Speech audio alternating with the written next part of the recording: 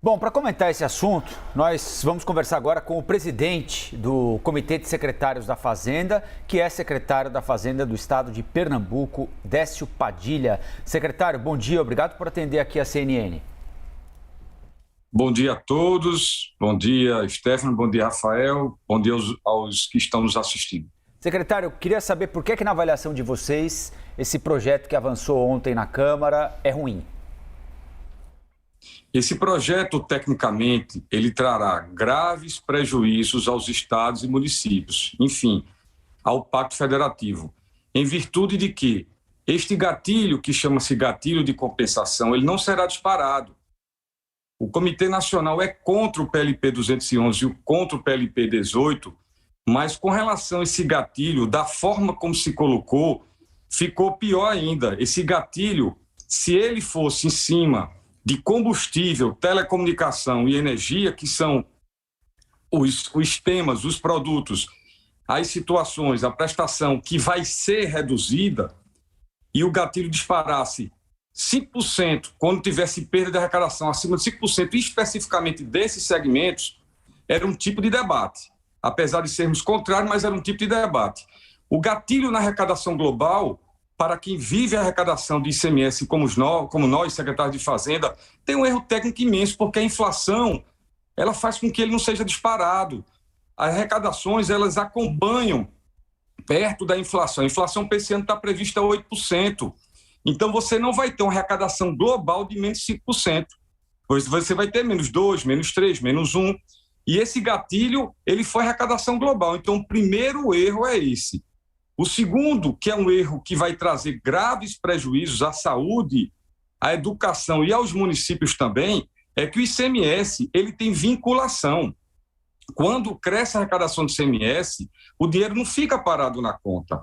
A Constituição obriga que 25% no mínimo vá para a educação daquele ICMS, 12% no mínimo vá para a saúde e mais 25% obrigatoriamente aos municípios. Então, todos esses segmentos federativos e essa importância terá um grave prejuízo já quando o projeto começar a iniciar. E em 2023, teremos outro problema proveniente desse projeto, que é a redução dos investimentos públicos. Uma vez que essa mexida, ela não mexeu na questão primária.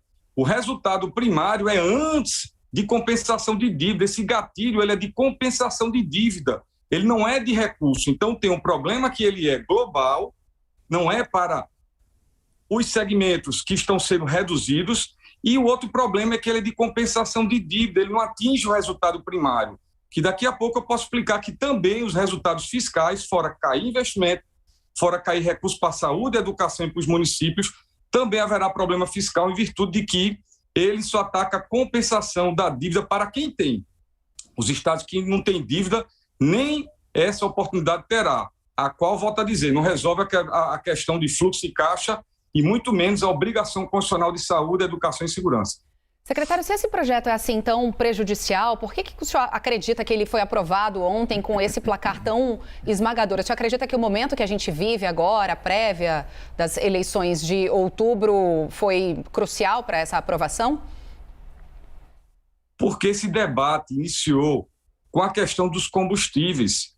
Está se querendo segurar a inflação do país em cima de zerar ou reduzir profundamente o ICMS, especificamente na questão de combustíveis, quando o problema de combustíveis, tudo isso começou por causa da questão de combustíveis, energia e telecomunicações entraram agora.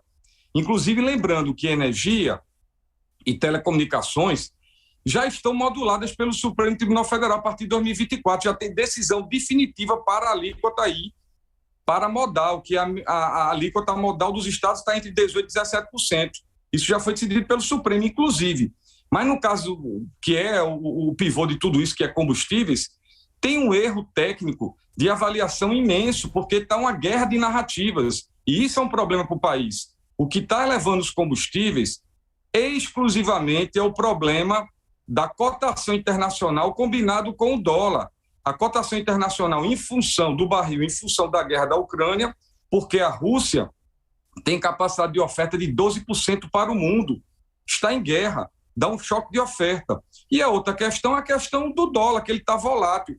Isso puxou os combustíveis para cima, deu uma pressão inflacionária significativa, porque 81% de todas as cargas do Brasil são transportadas por diesel, né, rodovias. Então, o impacto, chama-se inflação disseminada, o grau de dispersão é muito grande, o índice dela, por causa de que o Brasil não tem intermodal ferroviário e muito menos de cabotagem. Então, a gente sabe que o diesel é um problema, por isso que congelamos a base do diesel desde novembro e já abrimos mão de 37 bilhões esse ano. Aí vem mais um projeto para reduzir. Basicamente, assim, para resumir de maneira muito superficial aqui o argumento que tem sido utilizado em Brasília, parcialmente, mas tem sido utilizado, é o seguinte: com todas essas condições que levaram ao aumento dos combustíveis, gás e tudo mais, a inflação disseminada, os estados estão arrecadando muito com o ICMS, estão com os cofres cheios e tem de dar uma cota de sacrifício em nome especialmente da população mais pobre do país, que é afetada com essa inflação disseminada a que o senhor se referiu.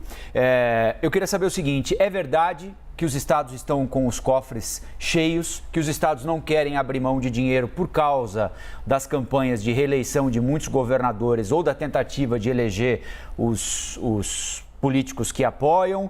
E se os estados têm algo a mais a fazer, além de congelar o ICMS, para tentar contribuir com esse momento específico da história que nós estamos atravessando?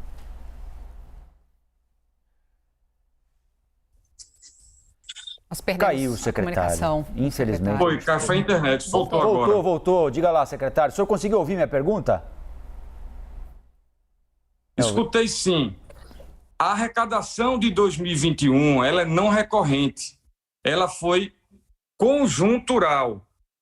Ou seja, a arrecadação de 2021, ela foi em virtude do alto consumo do segundo semestre do ano, porque o primeiro trimestre tinha aquele grave problema ainda de atividades com restrição face ao Covid. Então, houve uma concentração muito grande e a inflação foi inicial. Você teve dois fatores: o consumo elevado no segundo semestre e a questão do início de inflação, que ela aumenta a arrecadação. Qual é o problema grave desse ano? O consumo já se estabilizou, pelo contrário, o consumo começa a reduzir, tanto é que a previsão de crescimento do PIB é neutra, e a inflação que ajudou no ano passado a arrecadação do ICMS, agora ela começa a atrapalhar, porque a arrecadação depende de circulação de mercadoria, e uma inflação com mais de 12 meses, ela começa a criar outro fenômeno, que é retração de consumo. As pessoas substituem produtos por produtos mais baratos ou até deixa de consumir, e o ICMS cai. Então, se você olhar o primeiro quadrimestre de 2022 de todos os estados, o comportamento é totalmente diferente da arrecadação de 2021. Temos um problema de análise técnica aí também. Os cofres de 2021 foi uma coisa conjuntural, não vai se repetir em 2022. Agora, esse projeto trará um problema fiscal imenso para 2023, para quem assumir os governos, os novos governadores e os novos gestores. Por quê?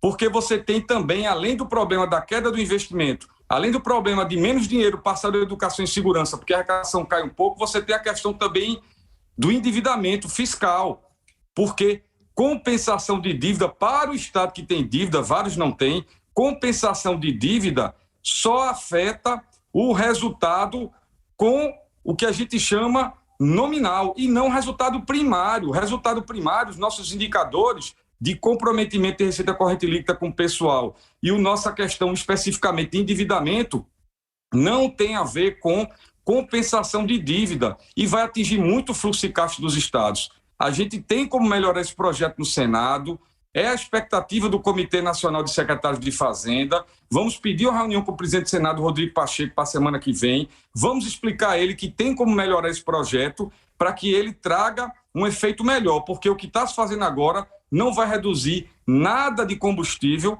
pelo contrário, a maioria do ICMS está entre 75 e 80 centavos por litro, vários até abaixo.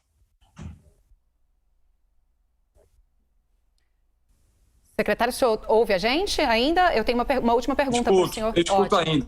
Secretário, sim. Quais são os próximos passos agora na negociação de vocês com o Senado Federal, ou a ideia ainda é judicializar esse tema?